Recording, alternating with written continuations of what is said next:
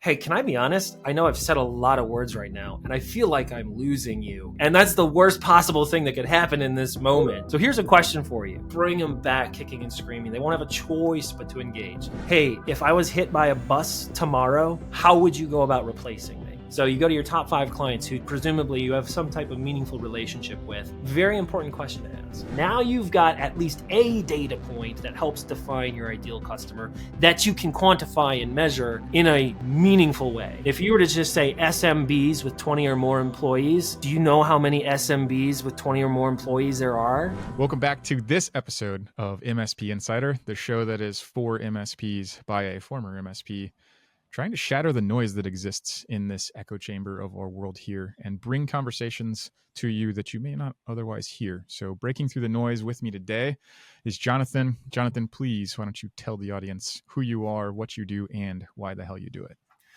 Who I am, what I do, and why the hell I do it. Well, my name is Jonathan Schofield. Who I am a father to 2 beautiful kids.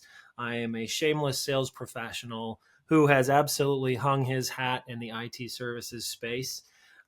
So what I do is I spend my days helping IT service providers find their next customer, and I help SMBs figure out what they even need related to IT, cybersecurity, and potentially compliance even.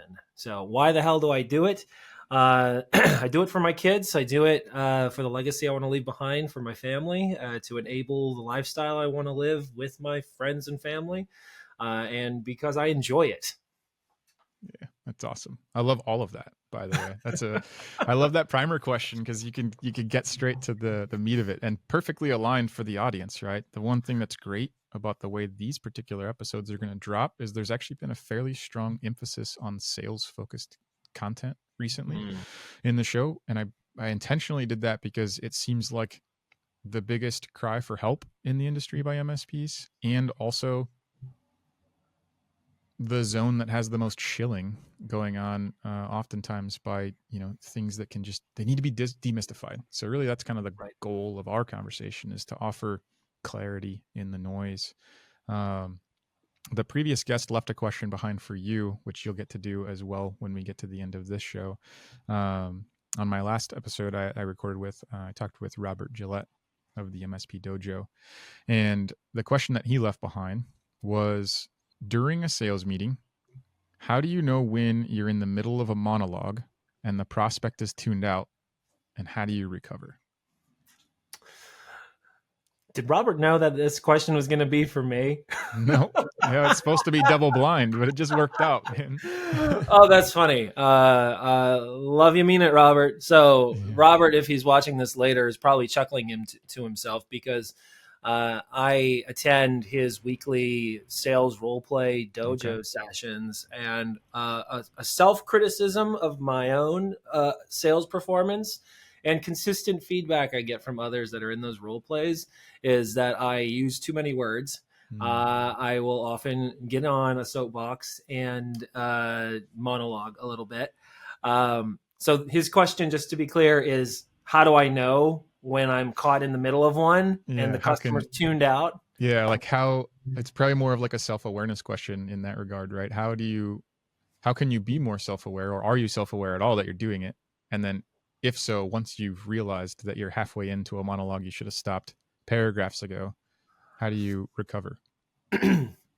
Okay, so the first thing that comes to mind, and I'm not sure if this is what you're looking for or not, but the first thing that comes to mind is if you've ever been in the cinema, right, watching a movie, and you become suddenly aware of how long you've been there, right? The movie is failing to engage you. It's too long. And it's like contrasting that to a really good film where you're there, you're locked in, you're leaning forward in your seat, you're shoveling popcorn in your face, and then it's over and you're like, holy shit, I can't believe it's over already. Mm-hmm. That moment of awareness of your surroundings where you're like, oh, wait, you're looking at the ceiling in the cinema, the walls, you're noticing the crunching of the people eating snacks behind you, and you're just aware of everything, but not what's in front of you, what you're supposed to be engaged in. Yeah.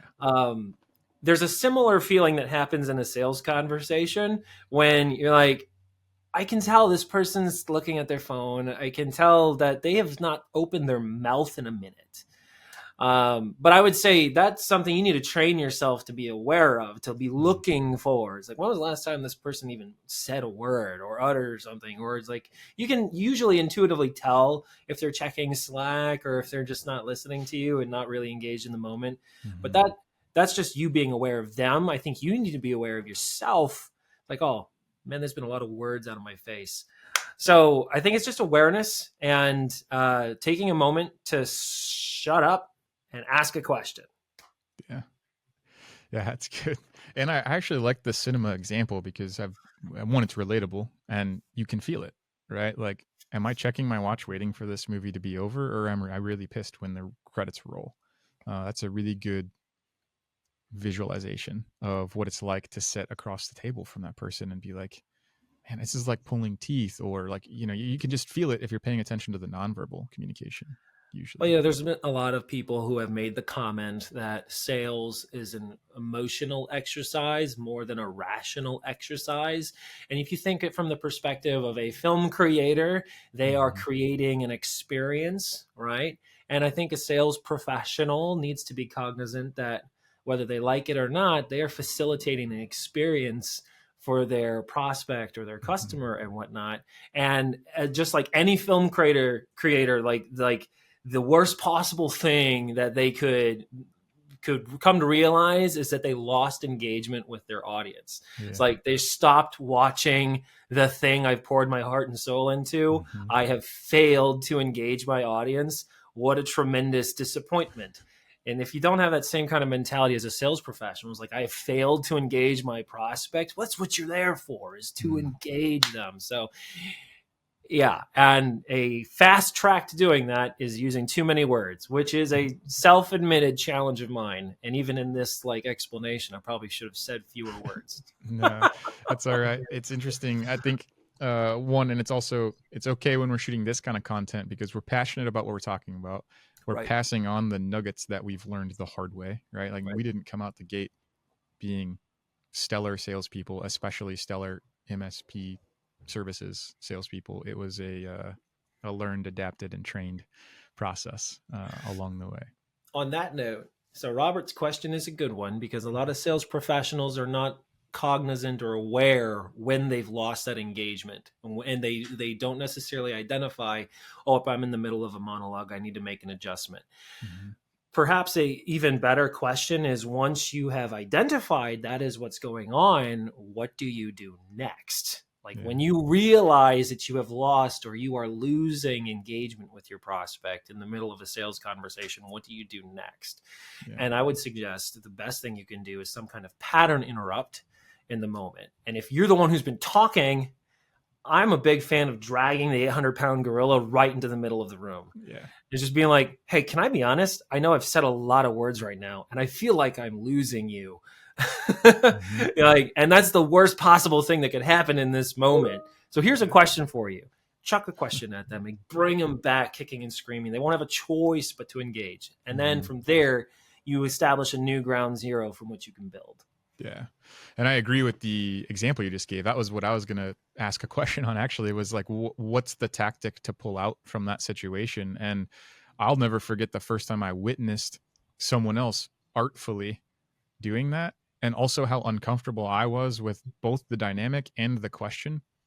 But Mm. he grabbed the 800-pound gorilla as well, set it right there on the center of the conference table between the two individuals, and said, I feel as though I wasted the last 8 minutes of our time. I got really passionate about whatever was going on. Let me pull this back and go over here, and ask a question to trigger that. The other way I've seen that play out too is like when people cling to their structure a little too hard. Like, maybe it's the agenda as an example, right? Like, I'm here to shove this agenda through your bones, and it's okay to admit, like, I prepped for this thing completely wrong, and Mm-hmm. I can make a choice right here, right now, in this moment. I can either force this prospect through the bone crushing exercise of drilling through my agenda, or I can put the agenda on the table and say, I misread the situation. Let's pivot and go back to what's important to you, right? Like, what are the priorities? Yeah. Uh, I love that so very, very much, which is why I always, when I am training someone who's new to the industry as a sales professional, or perhaps coaching somebody who is trying to improve themselves as a sales professional, in those sales engagements, I say this is why it is incredibly important on the front end of Mm. the sales conversation to set really clear expectations, but mutual Yeah. expectations need to be established. And there's a key difference there. Pulling up a PowerPoint with the agenda for today is one thing. And I'm not saying don't do that. There may be a place for it depending on what you sell and who you sell to. But I'll give you an example. My SDRs will book discovery calls with me, right? And they'll, they're making a cold call. And when they show up to that first meeting with me, that FTA with me, this is how I start almost every one of those calls. I say, well, hey, thanks for meeting with me. Before we get started, I have a question. 100% of my SDR's time is spent convincing folks like you that it's worth your time to talk to me. And you'll be shocked to learn most people don't tell him yes. But you did. Why? Mm. I start most of my discovery calls that come from an SDR that way because, first of all, it kind of gets them a little bit of a chuckle, Yeah. and it cracks through like the veneer of like what this is a formal sales call. And now but it also accelerates us straight into the rationale behind why they're here and what it Yeah. is they're hoping for. And if Right. they tell me, like, honestly, I have no idea. He really pushed on me to say yes to this meeting. Hmm. I'll apologize for wasting their time and then like try and salvage as much as I can. But usually that's not what happens. Usually what happens is they pull back, their sleeve and they show the bruise a little bit. I was like, yeah, we're having this issue. All right, sweet. So then I go in and say, well, this is what I was hoping to get out of today. This is where I start. And by the end of today, where I want us to end the conversation, does that align with what you're hoping for? Hmm. What's really great about starting a sales call this way is once you do have that moment, and you will have that moment Hmm. where you realize you're losing engagement, your prospect is drifting, they're distracted, they're doing something else, you've been talking more than you should, Yeah. you can recall back to the mutually agreed, verbal contract at the beginning of the call. Say, hey, I'm sensing we're kind of off the trajectory of where we were hoping to be. And we're, 40 minutes, 30 minutes, 20 minutes into this conversation. Just a sanity check. Do you feel like we're still moving in the direction you were hoping? And all of a sudden it's like, because we mutually agreed this is why we're Hmm. here at the beginning, they have no choice but to bring themselves back in and say, you know what? I've literally had prospects when I've done that say, I really, really apologize. A message came to me through Teams just now. There's a really critical customer issue that's got me very distracted. I've literally had that exact comment from a prospect to say, hey, I totally understand. It's really important to me that I understand that that's why I'm losing you and not Hmm. something maybe I have done. If we need to reschedule, you need to go talk to your customer, do that. That's fine. I understand. Yeah. But you might also uncover that, no, this actually, I don't, you know what? I don't think this is a fit. And you save Yeah. everybody time. Anyways, Right. Yeah, uh, you give yourself the opportunity to demonstrate what kind of partner you can be for them in that moment, true. right? Like, and where your priorities are. Do you push even harder to say, I'm here for this sales meeting, give me your attention again, and like you won't reposition and recommit to a different time or something else? Or do you approach it like you said, where, oh, hey, I totally get it. I completely understand what that's like. I run a service business too. It's more important to me that you take care of your customer. I'll work with your calendar to find another time to This is reschedule going to here. separate you in the mind of the customer from an order taker Mm-hmm. to a high functioning professional with acumen. And what I mean by acumen is that innate understanding of the world of the customer and your capacity to connect and interface and relate to it in meaningful and valuable ways, right? That awareness of like, oh, there's something going on in your world. And here, I'm over here talking about XYZ product and service, and it's the furthest thing from your mind right now. And I know that what I do, accounts for maybe 1-2% of your mental real estate on any given day. It's an important percent, but you got other things in your world, and I'm a high Mm-hmm. functioning professional with high acumen. I'm in tune with that. Now you're not just a sales guy in that person's mind anymore, or a salesperson. You're now someone that they can have confidence in.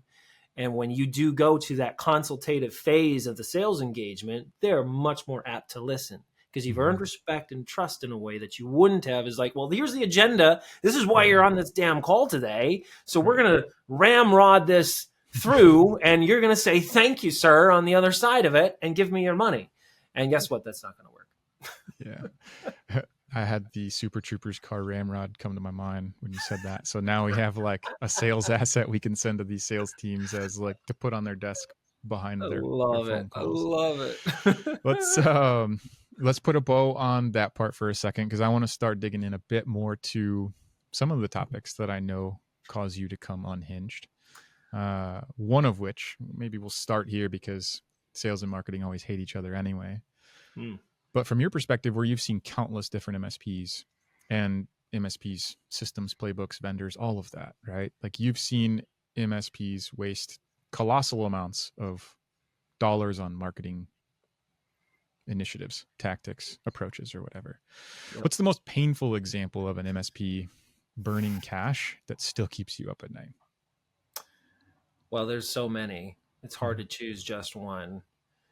I could tell you a story of an MSP who confided in me in 2023. They spent over $70,000 with a digital advertising agency over the course of 12 months. And at the end of the 12 months, there was nothing. There's literally no ROI in any shape or form from that engagement after $70,000 in 12 months.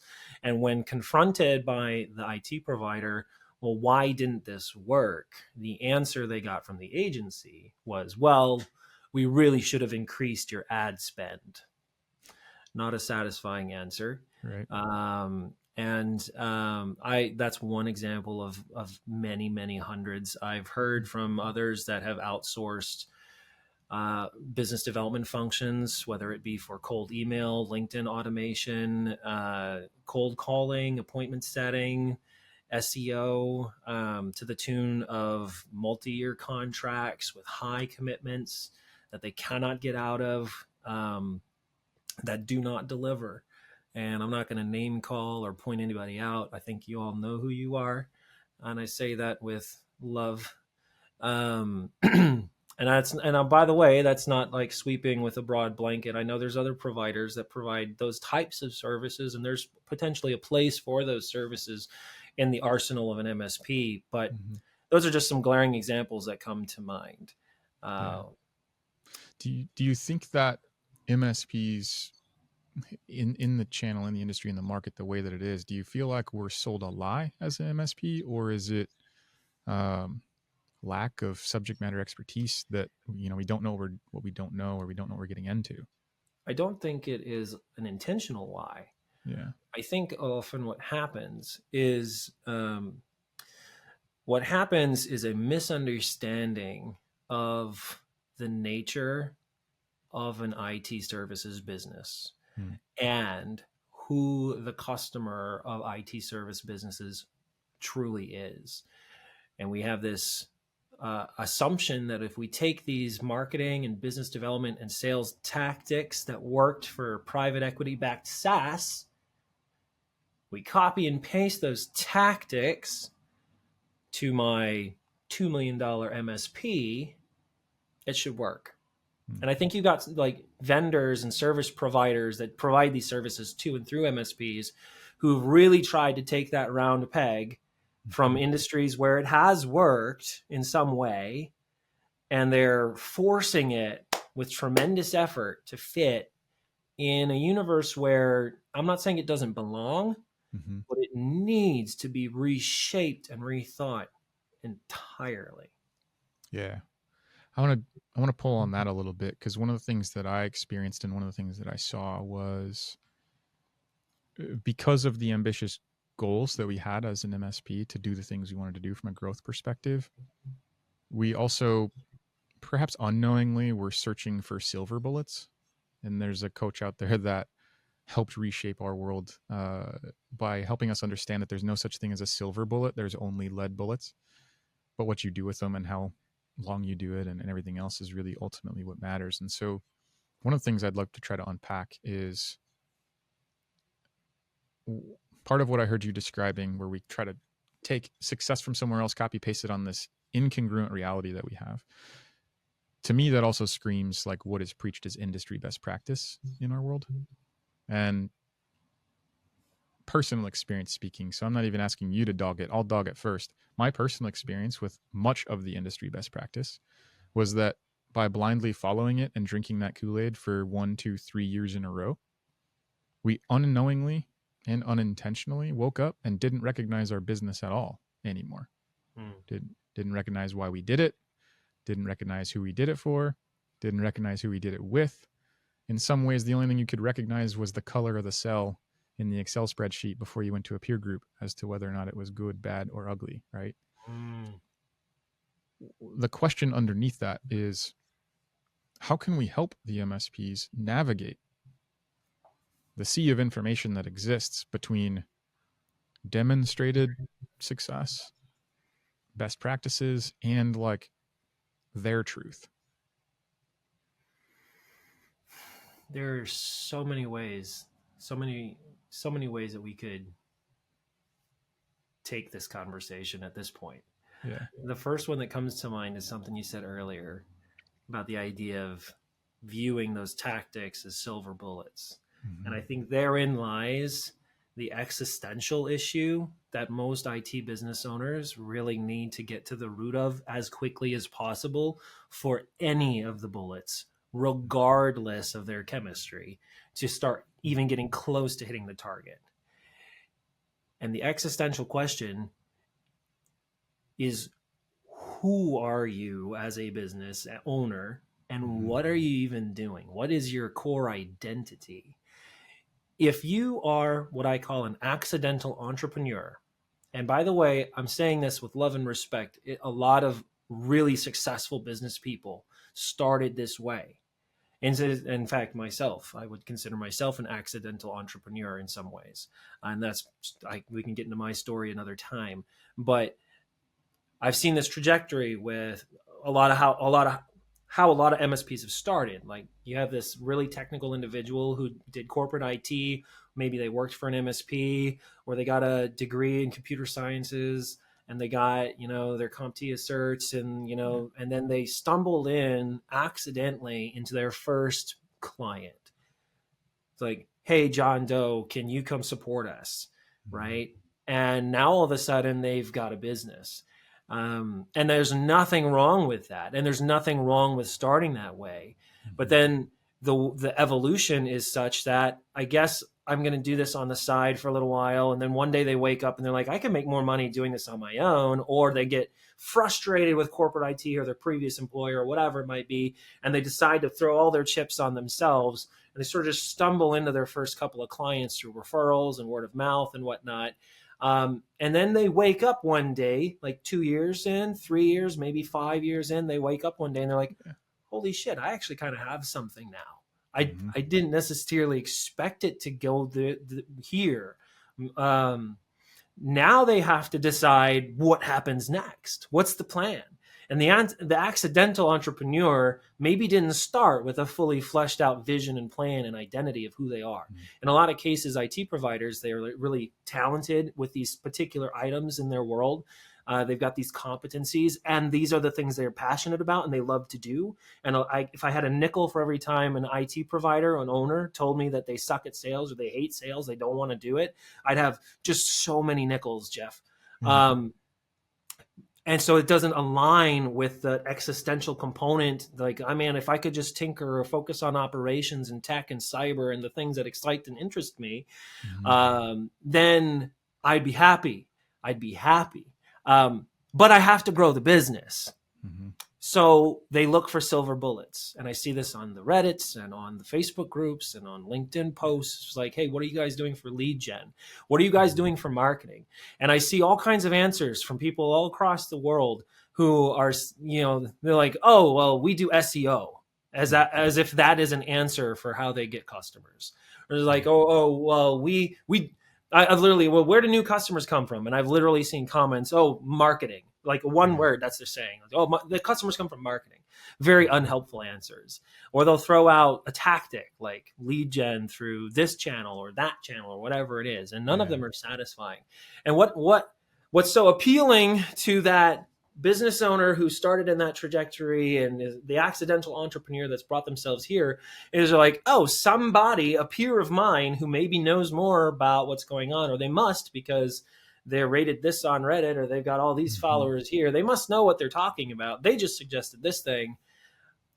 Man, I can abdicate my responsibility for growing the business and pin it on this silver bullet.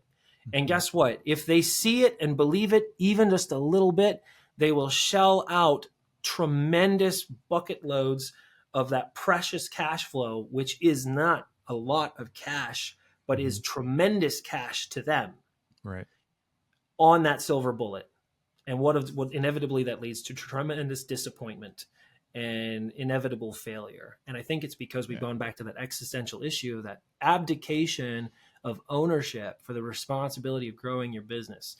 You will always be disappointed in any tactic you pin your hopes and dreams on if you are not willing to roll up your sleeves and figure it out, because no one's coming to save you. No one's going to grow your business. No third party is going to do it for you. You have to do it. And that's a bitter pill that some people don't enjoy taking. Yeah, but I'm glad you said it too, because I know a lot of, it's not so even much a lot of your content. One of the themes that I know you for, I should say it that way and not make you own anything, but is ownership ultimately, and ownership of that reality, and also ownership over the reality that you do want, and how do you get there, and what decisions do you need to make differently than the ones you made before to get there. And so kind of to put an exponent on that last point you were making, when an MSP is bleeding money on failed marketing or insert thing here, like what is the one brutal truth that they're actually avoiding? When they're bleeding money on stuff that's not working, the brutal truth is that they don't want what they say they want. Like, okay, let me explain myself here. You say you want to grow your MSP to 5 million, to 10 million, to 30 million and exit, right? You say you want that. I can say, as I'm stuffing my face full of Krispy Kreme donuts and watching 20 hours of Netflix a week, I can say that I want to be an Olympic triathlete. I can say that. I could even trick my brain and convince myself on some emotional level, lie to myself that maybe it is a thing I want. But you show me the choices you make, the behaviors that you execute on, and it will truly reveal to yourself what you actually want. So the hard truth for the MSP who's hemorrhaging money on things that don't work is, and I have to be careful here because it is possible and plausible to stumble into that scenario and you actually are willing to roll up your sleeves and you just need some guidance. But I would say far and away, what I have seen is that idea that I really don't. I say I want to grow, but I really don't want to grow. I would rather let this attrition continue and lie to myself and coddle myself and stay where I'm comfortable and stay with the things that I know than do the uncomfortable thing and take ownership for my own, just like in becoming a triathlete, health and wellness and diet, the things that are hard. If you don't take ownership of those things, you will never achieve that goal. Yeah. I just have to let that one sit for a minute, like create the uncomfortable pause to just like really let it get there. Yeah. Which is, a sales tactic. Like, let's just create that space, process what you just said. Embrace the discomfort. Dude, it's so true. And again, having gone through that and been on both sides of the abdication portion of that, it was sales. Let me back up. After 11 years of doing a lot of technical roles at several different MSPs, and then being taken as the basically sales engineer in a VCIO shrouded title on every sales meeting for every rep across 3 territories for a year and a half, and feeling like I loved that because it was dopamine. It was a thrill of the hunt. Like I got all the benefit of being a sales rep with none of the bullshit, and it was awesome. And then I realized I wasn't getting any of the commission, and I was like, well, fuck that. Now I'm going to switch gears, and I'll become a sales executive. So I did. And I went on my first meeting, and everything felt amazing. I did everything I'd done for the last year and a half. I crushed the meeting, did all the follow-up stuff. Eventually, about 2 weeks later, I got the phone call from Ryan. Said, Jeff, I hate to tell you this, but we made the decision and we went another direction, right? And so after I was completely gutted, because I thought I was up here, and in reality, I missed everything that mattered in the sales process. I shouldn't say that. I missed everything that mattered in the buying process. Yeah. And after I got done with like the shell shock factor of sitting there for probably, I don't know, it felt like hours. It was probably 20 minutes of just like that, like the world shutting in around me, right? I called him back and I said, I appreciate you calling and telling me. I'm a bit lost at understanding how you came to your decision. Mm-hmm. If I came back to your office, would you be willing to sit with me and help me understand how you came to it? And he said yes, because he was a sales guy who started a business and eventually was willing. He must have seen something worth giving me an hour of his time. So I went to his office and he gave me the playbook of a buyer without him even realize. He probably did realize that's what he was giving me. And it was the greatest gift ever. Oh, I was going to say, like, it is a great gift, a tremendous gift. If you're an MSP and you're watching this, you're an IT provider and you're watching this, and you are wondering how your future customers go through their buying journey, and you think it's a total mystery. It's like, oh, I want to work with law firms, but I just really struggle to get their attention. I really struggle to have business conversations with these people, or whatever. It's like, if you have clients in your portfolio today that meet those criteria, have you asked them? Have you? And in the case that Jeffrey provided, like when he literally had a prospect who told him no, and then he sought that additional understanding from the prospect. Hey, I respect your decision. I understand to a degree that this may have been a difficult choice for a lot of reasons. I would definitely covet some insight from you. Can we grab coffee or a drink, or can I come to your office, or can we set up a Zoom call? And I want to understand. I'm not trying to convince you otherwise per se. I want to understand. So next time I'm in this scenario, I can be armed with that knowledge. If you're an MSP and you have customers, why have you not asked this? One of my favorite questions I encourage my MSPs to ask all of their top 5 clients is, hey, if I was hit by a bus tomorrow, how would you go about replacing me? Like, we have a great relationship. Remember, these are your top 5 clients. Like, if you had 100 more of them next year, it would totally change your life, right? So you go to your top 5 clients who presumably you have some type of meaningful relationship with. You get paid well. They like your services, right? You go and you ask them that question. If I was gone tomorrow, how would you replace me? Very important question to ask. And it doesn't have to be some big mystery that you just guess at. Yeah. Yeah, you don't need to know their answer. You just have to ask the question. That's the key. And you have so much goodwill built up. And if you position it as them helping you, then not only will they want to answer the question, they're going to go above and beyond in their answer and give you the exact playbook of where you're going to find the next customers just like them, right? It might be, well, I'm going to pick up the phone and call my CPA and see who he or she recommends. Okay, great. Well, then I can go down that rabbit hole and figure it out. But then you just keep asking from a curious, I call it the cloak of curiosity. Put it on and just keep asking like the frustrating toddler of the 7 layers of why until you get to the point where you actually found like singularity and clarity through the, oh, that's how, that's where. Okay. Take their answers, invert it, and that's your sales process or your prospecting playbook. That's 100% true. 100% true. I'll give you an example. One of my MSP partners, we were recently having a conversation, and they're like, we want to do a lunch and learn for financial services people in this geolocation, right? And they were thinking like, well, should it be an afternoon, like meet at noon, kind of 2 hour, 3 hour situation, or should it be an evening event? And then they're also asking themselves, is like, well, when should we do it? What day should we do it? And this is someone who's they've got a few clients that meet that criteria that are in that area that are already customers, and they're like, we have to have all of our shit together before we even talk to any prospects about this idea. And they had this, I think a lot of people do. They're like, we need to put our best foot forward. And when we approach them to invite them to this thing, it's like, yep, come to this date and time, and we're going to do this thing at this steakhouse, and this is what we're talking about.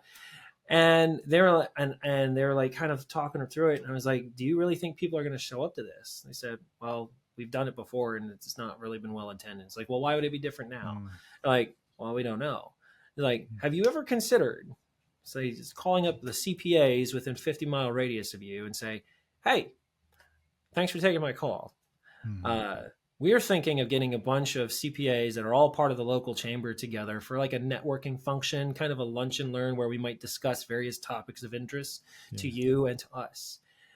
We don't have any plans together yet. I just wanted to put out a feeler. So if we did something like this, is that something you'd be remotely interested in? And, you probably get a, yeah, maybe, depends when, depends what. It's like, sweet. Can I ask you like 4 questions that would help us plan? Be like, what do you mean? It's like, well, would you prefer like meeting at noon or meeting at 4?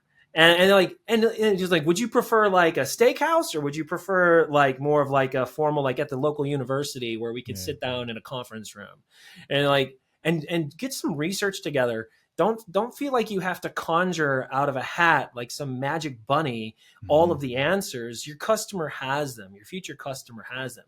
And we have yet to do this. We're going to be doing this with some of our partners in 2025 with them. But my theory is the prospect is now, instead of being like ramrodded into your lunch and learn or your webinar or this other thing, they've become an active participant in organizing it. And now they're going to have some vested stake in seeing your thing be successful, rather than make them like the lamb coming to the slaughter that you just are like coaxing against all hope that they'll come. Make them do the work for you. Be like, hey, when should we do it? Where should we do it? Do you have any friends in the industry that you'd like to invite? That's my theory. So ask me again in 3 months how it goes. All right. Yeah, well, I have a feeling that if you're willing to pick up the phone and talk to your current customers and ask questions, or in your case, targeted prospects, the key there is that you actually sought out the guidance of the person that you were intending to sell to, right? Because different industries will have different preferences for different reasons. And, noon lunches are better for some versus happy hours versus a Saturday afternoon, like tailgate with a football game for something else. And I think even more than that, because you're right, but even more than that, generally speaking, if people have the option to be sold to or to be helpful, right? Yeah. Now, that's a whole other conversation. Like there's a lot of ways we could go down that road, but like most people would tell you they don't want to be sold to. Yeah. So you're calling me up to pitch me on this thing that you've already got, rather than, hey, I'm trying to do a thing and I covet your assistance, even just to the tune of answering a few questions. My theory is there's going to be a psychological trigger in the mind of your customer and your prospect that most people generally like to be helpful. Now, you're not selling them anything. You're actually asking them to collaborate in a small way. Yeah. So I know we weren't planning on going down that rabbit trail. No, it's great. It's a fully baked idea that someone can take pretty much start to finish outside of just picking up the phone and starting to dial now, which is great. The thing that was echoing really, really loudly in my head was a keynote I had seen by Brad Lee at one point early on in my sales leadership time. And one of his speeches around this concept of like, how do you want to grow this year as compared to next year, essentially, right? He's like, it really just comes down to 2 things. Like, this is an oversimplification. There's no way it can be true. I said, no, it's 2 things. Do more, get better. I'm like, okay, this was overly simplified. What the hell do you mean, right? And I watched him unpack that keynote. Turns out it was true. But when you go through the process of figuring out, well, what do you mean by do more? Well, let's take a look at everything we did in the last 12 months to generate leads for the business or to close Right. deal, like whatever the topic is. In this case, Right. lead generation. What did we do?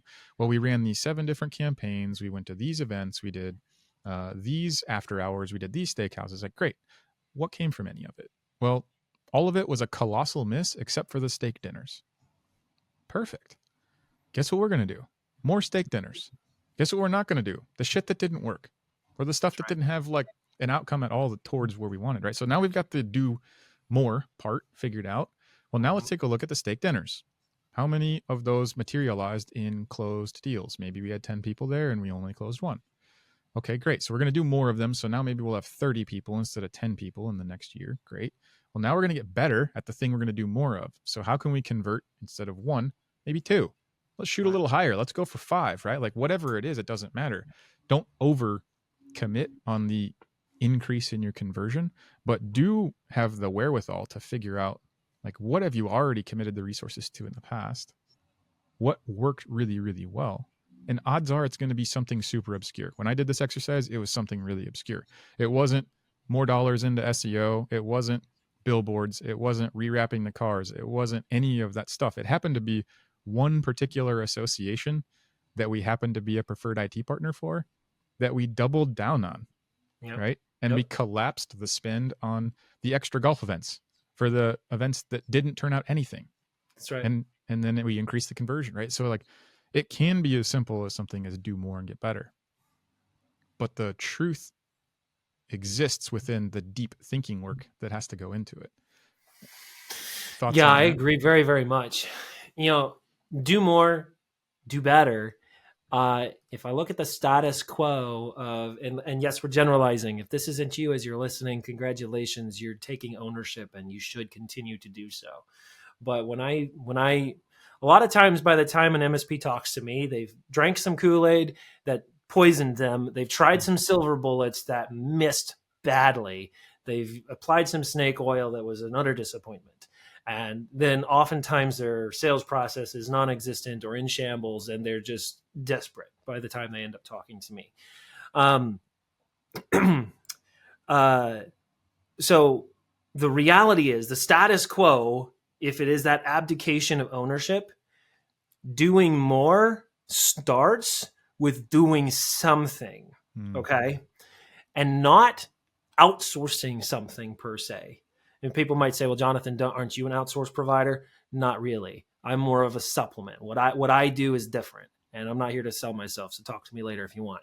But I would tell any of my own partners that if you're looking at me as a replacement for your own growth engine, that is a swing and a miss. So if you're doing nothing, you do something. And like what Jeffrey's talking about is you, until you have the data to look back on and have some kind of insight, it's like this worked a little, this didn't work at all. You have to be doing things to be able to look back on and make those judgments, right? And I think a lot of you who are probably hearing Jeffrey's story are like, well, I've tried what seems like everything and nothing has worked. I'm here to tell you to not overcomplicate it. Not overcomplicate it. If you know who your future customer should be and is, you just need to identify where they are. And where your prospect is, there thou shalt also be. Okay? This is in their voicemail inbox, their email inbox, at the local chamber event, in that association where you know they hang out, on that forum where you know they spend time, in their physical local office if you're able, right? Yeah. Where thy prospect is, there thou shalt also be. Now, a lot of those things that I said, email, phone, events and whatnot, you're probably hearing dollar signs go cha-ching, cha-ching, cha-ching for a lot of those things. Or you're looking at the time investment to do that. It's like, I can only take 10 people to coffee in a month. What were you saying? I'm supposed to just quit running the business and go do sales? I'm not saying quit running the business, but yeah, go do sales. Go where your customer is and invest the time to earn their mental real estate. So you do something before you do more of that something. Yeah. And yeah, it is absolutely a volume play. And even in your example of the steak dinners, it's like, yeah, we got one client through the one steak dinner we did. So we're going to do 10 this year. We're going to do, whatever. Um, yeah, that resonates on an existential level, and that's universal, right? Once you identify where your customer is, and then you identify the actions required to get you in proximity with your customer, then it's just a volume play. Do as much of it as you can. Yeah. And for anyone listening, just rewind like a minute and a half and print out the first commandment. Maybe it's not the first one, but it's the first commandment we dropped on this show from Jonathan on your approach to sales this year, right?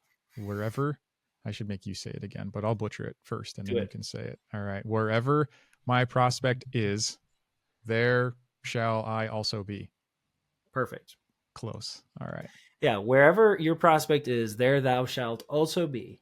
And in order to be there, the first thing you have to identify is where there is. Yeah. So here's a key indicator. You may not know where your customer is. If I ask you, it starts with who your customer is. If I ask you who is your ideal customer profile, and your answer is small to medium-sized businesses with 20 or more users, you have no clue who your customer is. I hate to tell you that. If that is your definition of who your perfect customer is, that is not a good answer.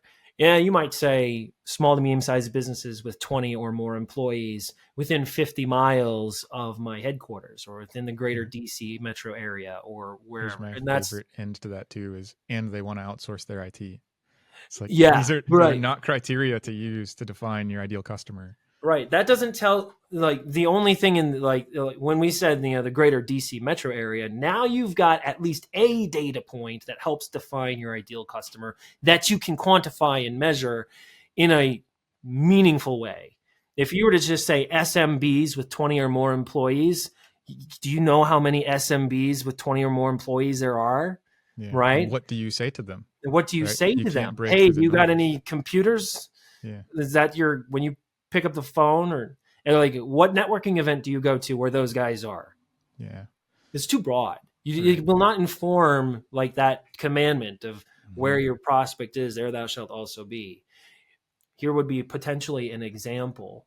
Like, I work with, small medical practices that use this particular software, right, that have this many users and this many locations, that are characterized by having these common challenges that I know to be true in their industry, right? And you're like, well, that's not what my customers look like. It's like, well, maybe they should, or like figure out who those top 5 are in your customer base and start figuring out who they are. I literally will do this with clients. I'll say, all right, on our next call, I want you to bring the URL for your top 5 favorite customers, right? Like, if I could snap my fingers and you had 100 more of those customers in 2025, it would change your world. All right. So I'll give you an example of one time I did this, and the MSP sits down with me and they brought their 5 websites. We go through the first one and they pull up this link, and it's a nonprofit. And they say, all right, tell me the story of this customer. Like, well, this is a friend of a friend. We got referred into these guys. We love supporting this customer. It is more of a labor of love because we have a really tight relationship with these people. I said, do you make any money with these guys? Say, no, like, it's very low margins. This is like, and it's like, but we love these people. I said, I'm so glad you love them, but they don't seem like the ideal customer, right? Based on the things you shared with me. This is like an exception, not the rule. Take me to the next one. Then they pull up a field distributor. They're like, we love these guys, very big revenue generator. I said, okay, any red flags with these guys? I was like, well, we have an exclusivity clause in our agreement with them. We cannot service any other similar companies. I was like, first of all, I don't know why you signed that. But second, obviously they're not your ideal customer profile because you can't grow that market. You've cornered yourself out of it, right? Then we go to the next one. They're like, the third one. And the third one here is a manufacturing company. Like, are they profitable? Yes. What's anything else interesting about them? It's like, well, there's some compliance requirements that are interesting to us, and it's like, all right, you making good money, you have a good relationship. It's like, yes, if we brought, if you closed one more of these types of customers every month in the next 12 months, would that be a win? They'd be like, absolutely. It's like, all right, cool. Let's earmark this one. We might be closer. The very next one, also manufacturing company, CMMC compliant company that had high security regulations. Like, we love these guys. We make more money hand over fist with them than anybody else. When we give them advice and suggestions, they lean in and listen. They don't bat an eye. They're easy to work with, and we find the relationship interesting. I said, all right, so 2 points determine a straight line. We've identified way closer who your ideal customer is. It's like, so we're not going to waste your time going after nonprofits, but we do IT for nonprofits today. It's like, yeah, but I'm not saying you necessarily would say no next time a nonprofit gives you a call, but you're not seeking them out. Now we can identify off of that ICP where my customer is. There I shall also be. Well, where do all of the high compliance manufacturing companies spend their time, right? Where are the channels where I can know they hang out? And like, you might say, well, I have no idea. Well, you just told me, Mr. MSP, that you have 2 in your portfolio that meet that criteria. Have you asked them? Well, no, I never thought to do that. It's like, all right, so your homework is to now go talk to those customers and come back and say, what associations do they participate in? Are there any annual events that they go to, trade shows, networking functions, whatever it might be? Who are other vendors and providers in their world that have their attention? If you're an MSP and you have a client that has compliance needs, it's very likely they probably have other consultants in their world that are speaking to them about their needs to be compliant, right? Find out who they are, become their best friends, right? Where your customer is, where your prospect is, there thou shalt also be. So hopefully that's helpful. Yeah, I know that it will be, because you laid out plenty of actionable, almost step by step, here's what you need to go do. The nice part about most MSPs too is like their books of business are pretty wide because of how they grew. There's a very low likelihood that they don't have one of their clients that they could throw a dart at in the industry that they want to go uncover some more. So the only uncomfortable truth is that you're going to have to pick up the phone or get in the car and go talk to the current customer who you have that relationship with to get the answers that you're seeking, and they will gladly give it to you. We are at the right amount of time for me to ask you to leave behind, whether it's a landmine or a gold nugget, but it's a question for the next guest. So my primer for this is, if you could send one question back in time to yourself when you were just beginning, what would you ask? How do you measure culture? That's a good question. That's my question. If I could go back in time and ask myself when I first started my entrepreneurial endeavors, I would ask. I have my own answers to this now, but I would have wanted myself to be asking that question back then. How do you measure culture? That's a great question. Jonathan, I appreciate you spending time here with us. I always offer a platform for the most shameful or shameless plug that you please. But if people liked what they got out of this conversation, where do they get more Jonathan? I mean, the best place is LinkedIn, Jonathan Schofield. My father cursed me, so it's JOHNATHAN. Or you can go to channelfalcon.com. That's where you can find out more about what I do, how I help MSPs. But just LinkedIn, I'm always there. You can message me, hit me up anytime. Awesome. Thank you again for coming on the MSP Insider and leaving such a great DNA footprint for anyone listening to just grab a couple of those nuggets and execute before the next show drops. My pleasure. Thank you, Jeffrey.